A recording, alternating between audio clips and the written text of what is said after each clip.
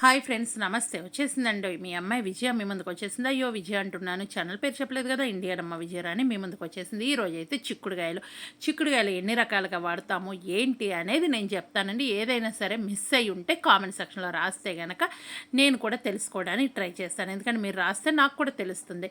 ఇంకా మీకు ఏదన్నా నేను ఒకటి రిపీట్గా చెప్పుంటే కనుక అది కూడా రాయండి. ఎవరైతే కామెంట్ అలా చేస్తారో వాళ్ళదైతే పిన్ చేస్తాను. మీకు ఏదన్నా వెజిటబుల్ గురించి ఇలా కావాలి అంటే కామెంట్ చేస్తే అది కూడా ట్రై చేస్తానండి చేయటానికైతే. ఇంకా చిక్కుడుకాయలు ఎన్ని విధాలుగా వాడతారో నేను చెప్పేస్తాను. నేనైతే కనుక ఈ చిక్కుడుకాయలు తీసుకొచ్చుకొని శుభ్రంగా కడిగేసి ఈనెలు తీసేసి నేను చిన్న కవర్లో చేసి డీప్ ఫ్రిడ్జ్లో స్టోర్ చేసుకుంటాను. 1 ఇయర్ వరకు వాడతాను. ఎందుకంటే మాకు చిక్కుడుకాయలు దొరకవు కాబట్టి ఈ విధంగా యూజ్ చేస్తూ ఉంటాను. ఇంకా అయితే కనుక చిక్కుడుకాయలు ఉడకపెట్టేసి పోపు వేస్తూ ఉంటామండి. అది ఒక ఇగురులాగా చేస్తుంటాము. ఇంకోటి చిక్కుడుకాయలు ఉడకపెట్టకుండా కూడా తాలింపులో ఫ్రెష్ చిక్కుడుకాయలు అయితే ఆ విధంగా వేపి చిన్నులపై కారం చల్లుకుంటూ ఉంటాము. అలా ఇంకొక రకంగా చేస్తాము.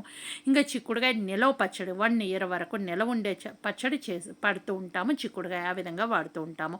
ఇంకోటి అయితే చిక్కుడుకాయ టమాటా కూర చేస్తుంటాము. చిక్కుడుకాయ టమాటా మునక్కాయ కూర చేస్తుంటాము. అలా వాడతాము.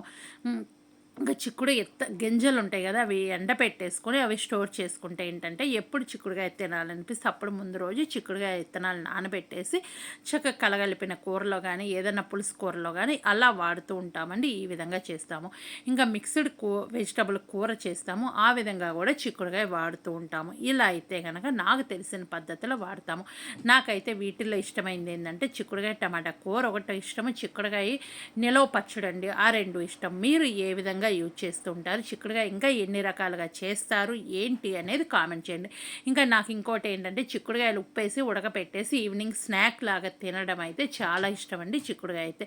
ఇంకా చిక్కుడుకాయ మన సంక్రాంతి పండగప్పుడు ముగ్గుల్లో కూడా చిక్కుడుకాయ 2-3 వేస్తూ ఉంటాము. ఆ విధంగా కూడా యూజ్ చేస్తూ ఉంటారు. నాకు తెలిసినవి నేను చెప్పానండి. మీకు ఏదైనా తెలుసుంటే కామెంట్ సెక్షన్లో తెలియచేయండి. ఇంకా మీకు దేని గురించి అయితే కావాలనుకుంటున్నారో అది కూడా చెప్తే చేయడానికి ట్రై చేస్తాను.